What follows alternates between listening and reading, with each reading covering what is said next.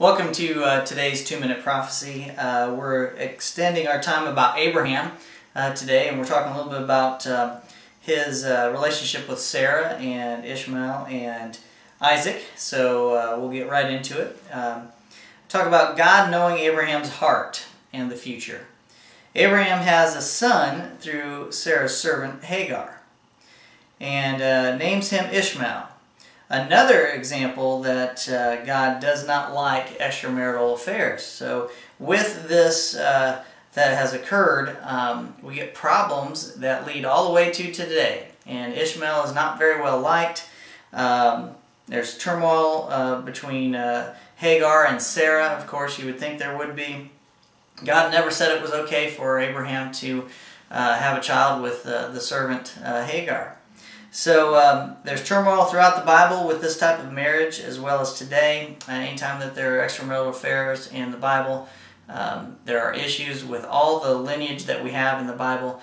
If it talks about extramarital affairs, there's always problems with the family. At no time did God ever say it was okay to have more than one wife. We've made a mockery of marriage, and through that we had Ishmael. Ishmael is born, and he is not well liked among people. In Genesis 16, verse 11 and 12, it says, "And the angels also said, 'You are now pregnant and will give birth to a son. You are to name him Ishmael, for the Lord has heard about your misery. This son of yours will be a wild one, free and untamed as a wild donkey. He will be against everyone, and everyone will be against him. Yes, he will live at odds with the rest of his brothers.'" And through him we get the Arab nations of today. And then God gives Sarah a son, Isaac, in chapter 21, verses 1 through 3. "Then the Lord did exactly what he had promised. Sarah became pregnant and gave a son to Abraham in his old age.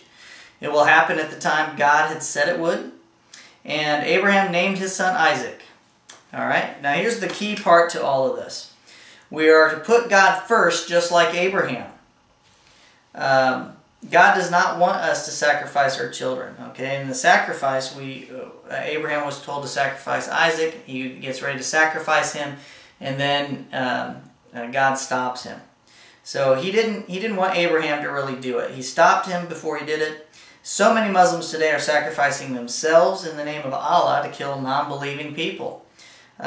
This is not godly by the example that God gives us. God sacrificed his only son so that we could live. Now here it is.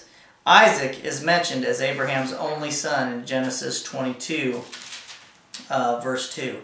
"Take your son, your only son, yes, Isaac, whom you love so much, and go to the land of Moriah, sacrifice him there as a burnt offering on one of the mountains, which I will point to you." So your only son, Isaac. So he doesn't even recognize Ishmael as the son. And that's your 2-minute prophecy.